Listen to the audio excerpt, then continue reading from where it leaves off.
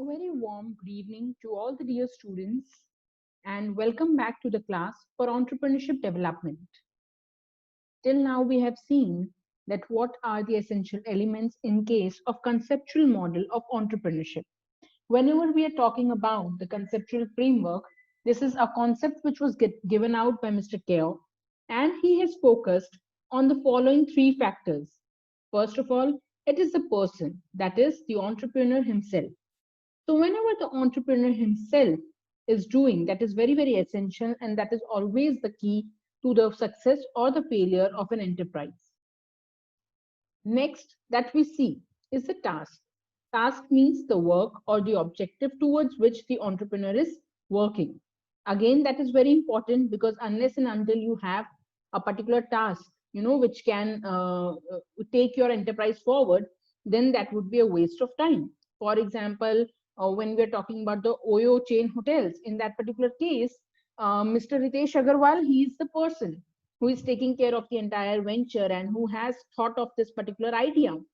Then the task is the ability or the task of that particular Oyo enterprise to provide with a large hotel chain to any person who is traveling to any part of the country. Then next we have the environment. Environment is the external factors which are generally impacting any particular enterprise. For example, again in line with the example that we're discussing, that in Oyo rooms, the CEO, Ritesh Agarwal, he said in an interview that, right now, because of the COVID-19 situation, hospitality sector is one sector which is, very, very drastically affected by the situation of COVID. And he also rightly said that the cinema industry and the aviation industry are the only two industries which are more impacted than the hospitality industry because of the impact of COVID. So definitely COVID has scared people a lot, and people are now, not ready to move outside. Definitely one should not. And because of that, the hospitality sector is one sector which is affected drastically. And whenever we are talking about the conceptual mode of entrepreneurship, it is very, very important to see and analyze all the external environmental factors which can and which do impact any particular enterprise. And towards the end, we have the organization. Organization means that how and in what style you are running your enterprise. What is the structure that you follow? What are the rules, policies, culture, communication system? All these aspects are very, very important in an organization. Whenever there is any organization, obviously there are certain rules, policies, structures that are to be followed. For example, again in Oyo, they have a peculiar style with which they are managing their partners. Now you will ask that who are the partners of this particular enterprise? So whenever Oyo is offering any room, that particular property is not belonging to the company of Oyo, but in fact it is another hotel with which Oyo is having a collaboration. So that particular hotel is known as a partner to Oyo. So in that particular case, Mr. Ritesh Agarwal, he was discussing what sort of relationships he's having with those particular hotel chains. It is very, very important that some benefit is given out to those particular hotel chains also, so that they are motivated and encouraged to be a part of the team Oyo. So next we were discussing about the barriers to entrepreneurship, that what can be the different factors which can either make an entrepreneur, which can either make up a startup, or which can either break any startup. So the first factor that we had seen were the economic factors.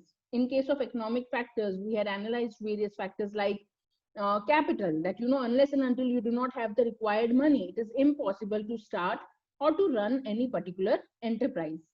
Next, we had seen the aspect of labor.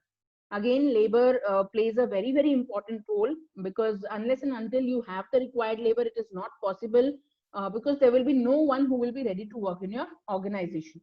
It has been rightly said that the human resources or the human assets are the most valuable assets for any particular company. So definitely, again, the proportion of skilled, semi-skilled, and unskilled labor that you are having in your organization is very, very, very important.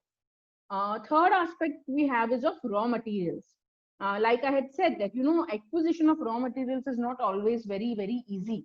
because many times when you are exporting your goods, you need to use raw materials which are imported from outside.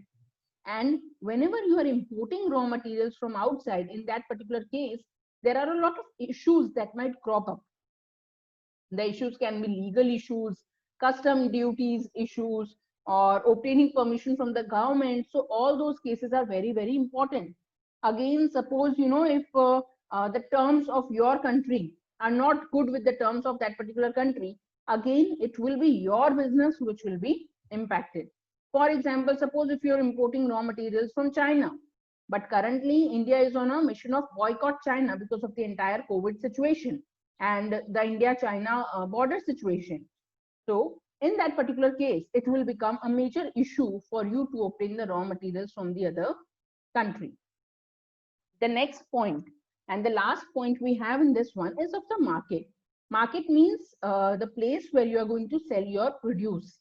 So again, it is rightly said that in case if it is a monopoly, monopoly means where there is only one seller, then that situation is very much favorable to entrepreneurship as compared to a competitive situation. Why?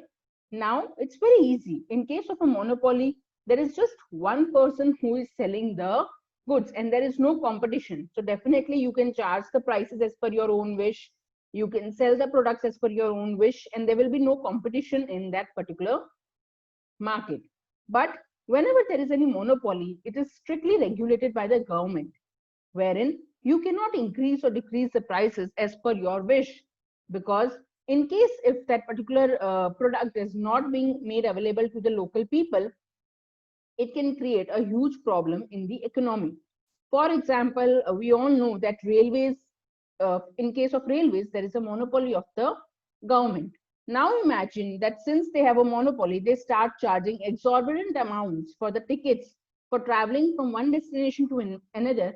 Imagine the situation that people might have to face. Imagine paying 10,000 rupees for a seat, which is very much in demand, from Surat to Delhi. So such is the situation that might crop up in case of monopoly.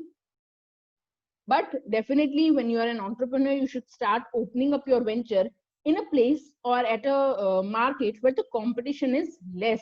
Because it is rightly said that whenever you are new to the market, you can claim the higher profits, and then later on when new players begin to jump into it, the profits start to decline. This was about part A. Now coming to part B, we had seen that the cultural factors of different countries are very much different. For example, in India, we have the culture of calling each other, calling our seniors as sir or madam. But in case of foreign countries, they usually refer to each other with their first or their last names. But it is not possible to always follow the culture of another country in your own country, because that would be something which might create a wrong impact with the local people. Usually in India, people have the culture of more and more of savings.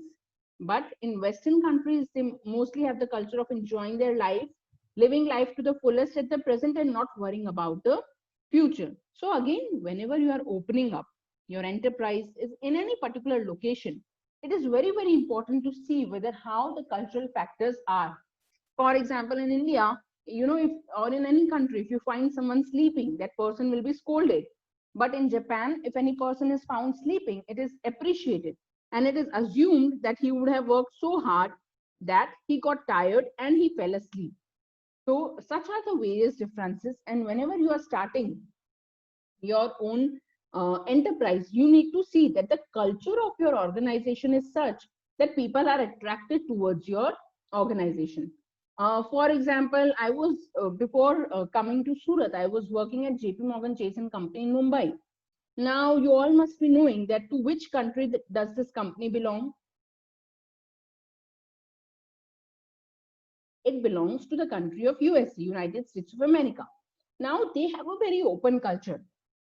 They are not very, very rigid with the dress codes, and they are not very, very rigid with the norms and with the timings. So over there we used to have the culture that you could come in at whatever time you wanted, you could go at whatever time you wanted. Whereas I had friends who were working at ICICI Bank, and over there was a strict rule that you need to punch in at sharp 9 a.m. And if you would go in that area in Bandra, you would see that at 8:45 there used to be a huge queue outside the punching machine, because people were waiting over there at 8:45 to punch in and to enter the organization at the correct time, else their half day pay would be cut. Again, not only with regards to timings, but with regards to dress code also. In our organization, initially when I had joined, the culture was to have a formal attire. Now it could be Western formals, it could be Indian formals as per the wish of the employee. But later on, when I was working there, after 6 to 7 months, we got an email from the US head office that we do not need to abide by the dress code anymore, and we could also wear jeans and denims to the company. The only thing is that it should be in a proper and civil manner and should not outrage anybody's modesty. So that was the rule that they had taken out, which is currently not followed by most of the corporates in India. So that is how the culture of different companies depends upon the culture of their nationality. And it is very important that your culture is such, so that it does not discourage the people in the local organization or in the local place from working in your company. Next, we have the social factors. Now, social factors are always very important, and they play a very decisive role in encouraging entrepreneurship in a country. Usually, if you will see, the social beliefs, the cultures, they all are extremely important. I would tell you that, the history of America, anybody knows how America came up from such a background, and why is it considered to be a superpower? Anybody? Okay, so earlier what happened that, earlier, whenever there used to be a civil war in America, and America was always split up into very small parts, and it was not a superpower. It was just like any other country that was always there. But then what happened? There were four people who started building up the entire country. And there is a very famous documentary by the name of The Men Who Built America.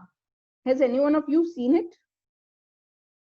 So this is, a very famous documentary, one of the favorites of people, The Men Who Built America. So in this documentary, they have shown that there are four people, four entrepreneurs who come together and who create the pillars of the country of USA. And they created the pillars in such a way that now, in today's time, America is considered to be a superpower.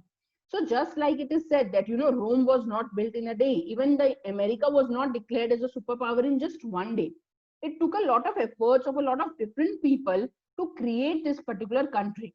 So similarly, if you will see, these were the 4 or 5 people who were entrepreneurs, who were the pillars of the entire economy of America. And they were following the various social factors in their country.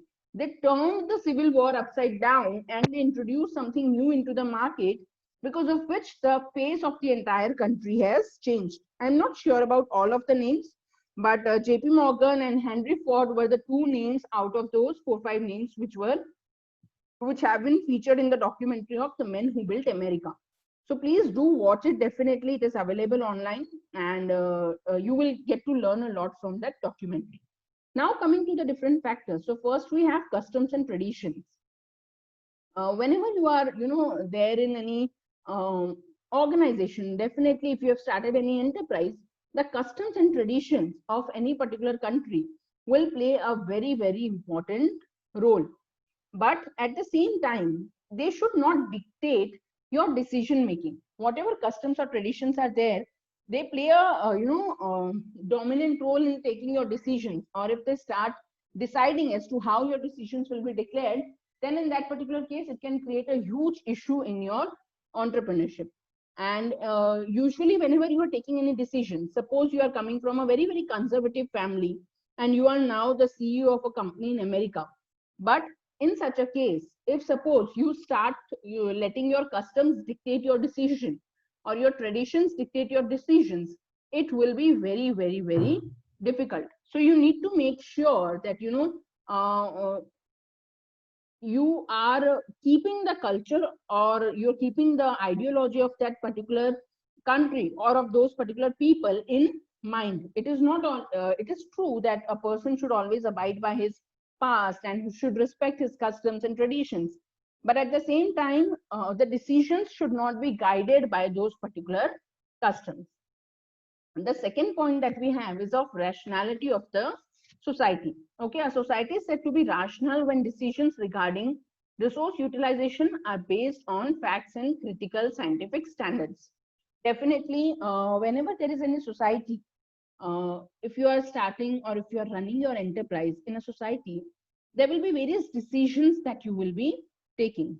Now, most of the decisions, whenever you are taking, they are about resource utilization, means that you know how you can utilize the resources around that particular place. Suppose if you are setting up any company or you are opening any organization, you will require raw materials or you will require inputs for that particular organization.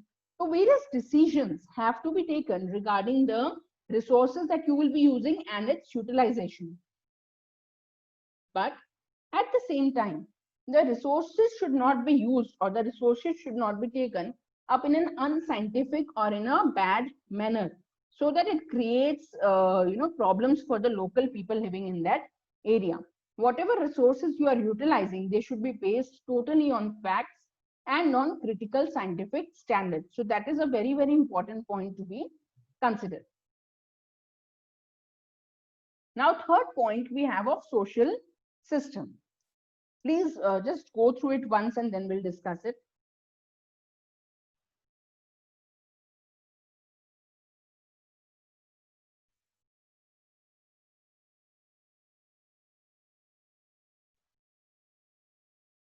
Okay, so this is one system with which many of you people will relate to. So I would just like to say that, you know, whenever there is any social system prevailing in an organization, sometimes, not always, but sometimes it can create a hindrance in entrepreneurship. Because, for example, if suppose there is a joint family system, then it says that, you know, it will be very difficult to construct an entrepreneurship.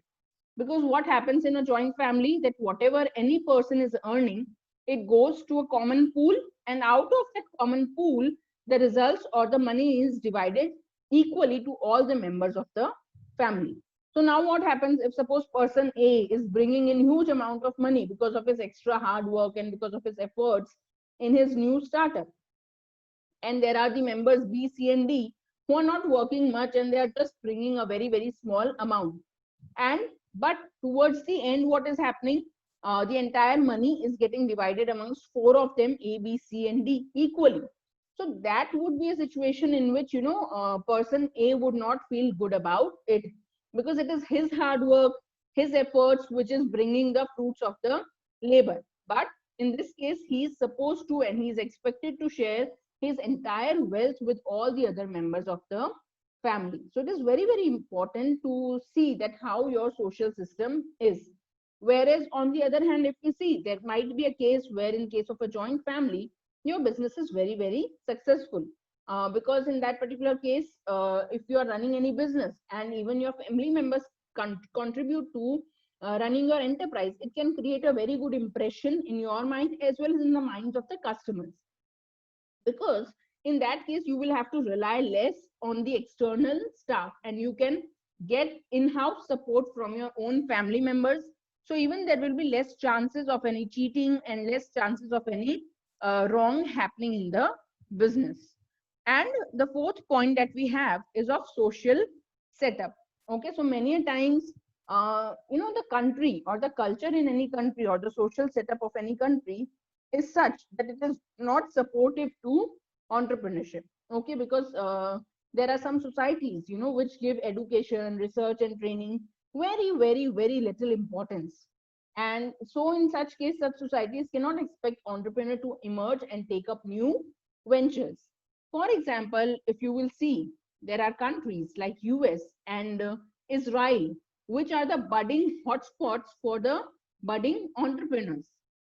They are always encouraging entrepreneurs. They are always promoting people to come and start their own business in such countries. And they are also providing them with incubation centers, with financial support, social support, motivational support. But on the other hand, if you see, there are certain countries, you know, if you see like Nepal, in that particular country, there are Bhutan. In that particular country, they do not have many educational institutes. Usually, the lives of all the people is funded by the king of Bhutan, and they do not have more focus on education, research, or training. Usually, most of the people who study from other countries and come there, they are given a job by the government of Bhutan, and they can live a very, very happy life. But in such a society, it is not possible for any entrepreneur to emerge and to take up new ventures, because that is not the sort of environment that is being provided by the people in that particular country or by the government in that particular country. So whenever any entrepreneur has to develop, it is very, very important to see that how the social setup is in that particular country. Sometimes there might be a person who is very, very capable, but he's not getting that sort of environment in the society due to which he might be successful. Next, we have the personality factors. First one is the suspect personality. Just go through the points one.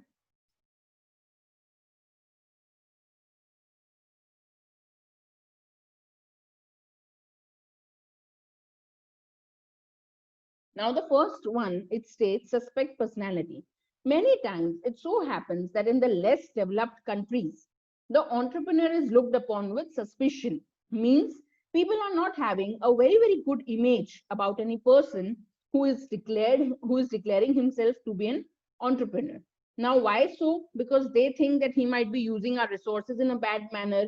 He might be, an exploiter, or he is just a profit maker, and he has nothing to do with the welfare of the people. So there might be many people who do not support entrepreneurship, or who do not, encourage this particular person and his particular venture. Many times it so happens that people are not happy. In fact, there might be some people who might feel that he is not having enough experience to run this particular enterprise, due to which there might be huge losses.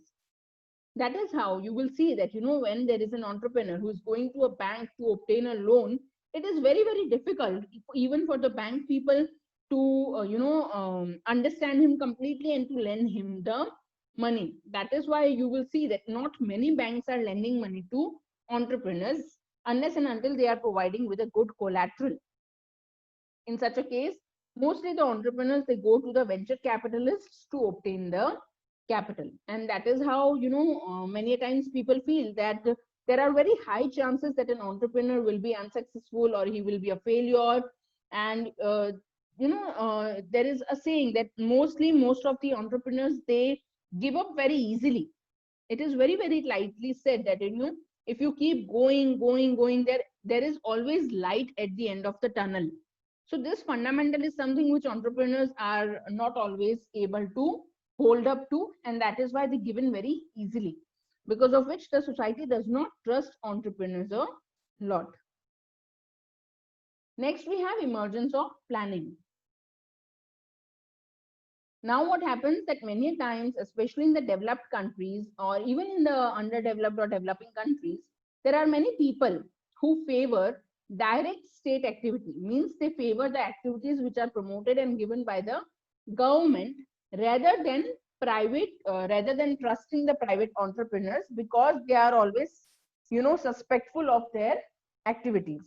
So planning imposes controls, and this goes against the very personality of the entrepreneurs. Like mostly, if you will see in the developed countries, education and health facilities are such facilities which are mostly provided in a very good condition by the government itself.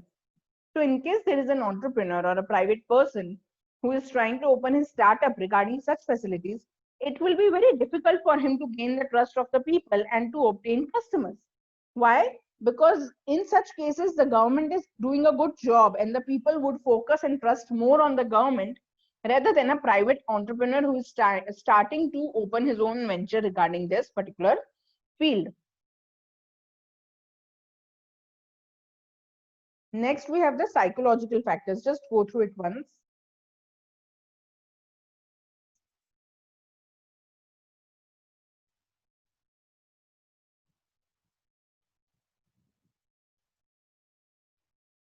Again, like I had said earlier also, that in most of the cases, entrepreneurs have to trust their luck, they have to trust their hard work, and they have to trust their future. Entrepreneurs, they always should believe that no matter how hard life is, there is always going to be light at the end of the tunnel. If you will see, there are various theories based on psychological factors which are there. But the best amongst those theories, we have Maslow's theory, we have McClellan theory. But the best amongst all these theories is of David McClellan, theory of need achievement. Okay. Now, what do you understand by need achievement theory of David McClellan? It states that a person can be successful and he can achieve a lot, but only if the need for achievement is high. That is, he should be having very high focus that he has to achieve something.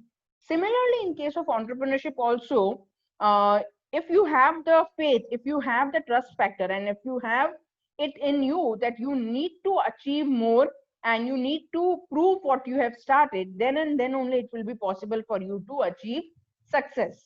Okay, if the need for achievement, if you think it is okay if I achieve, if it is okay if I don't achieve, it will mostly act as a barrier to entrepreneurship in a country. So again, you need to be very, very firm. Again, you need to believe that, no matter how bad the situation is, I need to sit back and I need to have faith, and I should believe that there will be light at the end of the tunnel. Okay. There is a very, very famous saying also regarding entrepreneurs and in general, which I would like to share and quote in front of all of you. It states that, whenever there is a storm in the sea, the fishermen, they come back and they start repairing their nets. So this is a very, very important saying that you should keep in mind, and all the entrepreneurs should keep in mind.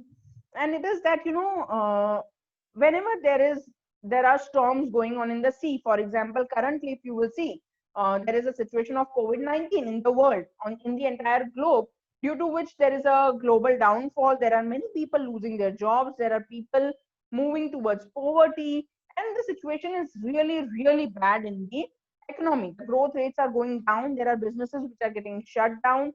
There are people who are not able to pay their EMIs on time. Okay. But in all such factors, it is very, very important that instead of crying that you are not able to, run your business properly, or you are not able to do this or that, you should start working on yourself, that how can you improve your situation in such a way that it will be good for the future and it will not cause any harm. So it is very, very important to be psychologically prepared that in case anything goes wrong, or in case anything is not going right, you start working on yourself, that how you can change yourself, how you can improve yourself, rather than cribbing about the business not going good. So this is a very, very important factor that all of you should keep in mind. Again, I would repeat that whenever there is a storm in the sea, the fishermen, they come back, they sit on the shore and they start preparing their nets.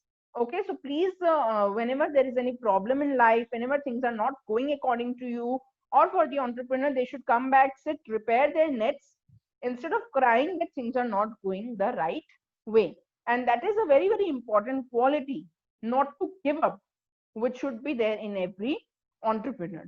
And that will only be there if you are following the theory of David McClellan, and the average level of need for achievement is very, very high. Next, we have the government factor. Just go through this point once.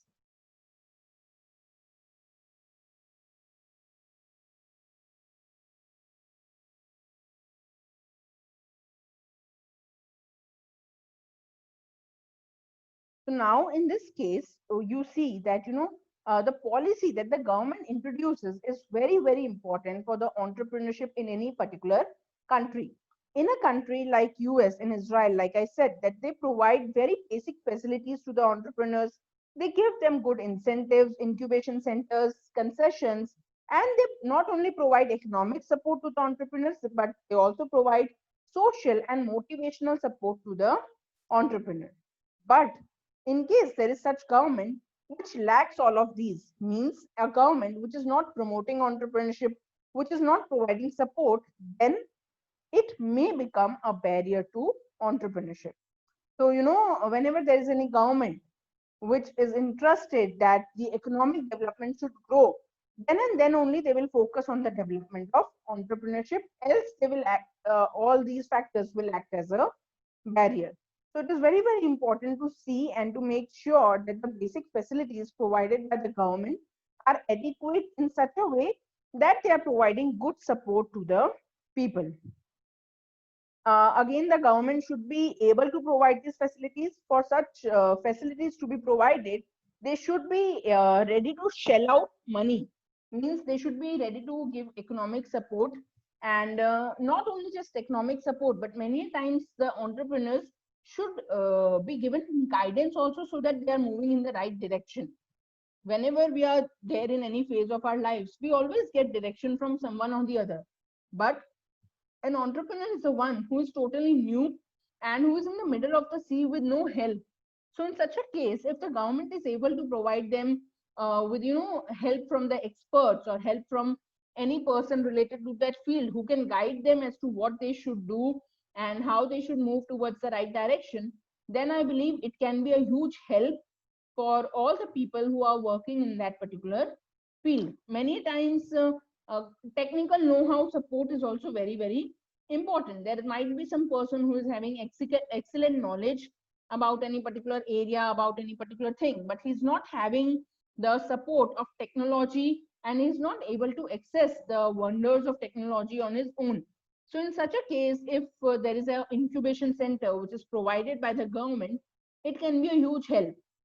For example, I'll give you an example. When I was studying in Symbiosis Institute of Business Management, Pune, so Symbiosis International University, they have a very, very huge focus on entrepreneurship and development of entrepreneurs. So what our college used to have, it was a incubation cell, an incubation center that was there at the college itself. And every year we used to hold a competition where teams from across India would participate with their ideas and would provide all the details. And in that particular case, there used to be a panel of judges and investors who would come and listen to their idea. And at the end, the person having the best idea, means the winner of the competition, would be provided with a capital funding of rupees 10 lakhs, along with access to all the facilities that our incubation center was having. Means they could come there, work on the idea, get all the technological support, financial support, motivational support in our incubation cell. And there have been many startups which have been successfully accomplished because of the help of the incubation center of our college. So again, it is very, very important that not only for the government, but also for the institutes at the national level, state level, local level, to provide support to the entrepreneurs, because no entrepreneur is too big or too small. Every entrepreneur plays a very, very important role in the development of the society. Okay, so thank you, class. This is it for today. Have a great day, and we will continue from the next part in the next class. Thank you very much for attending.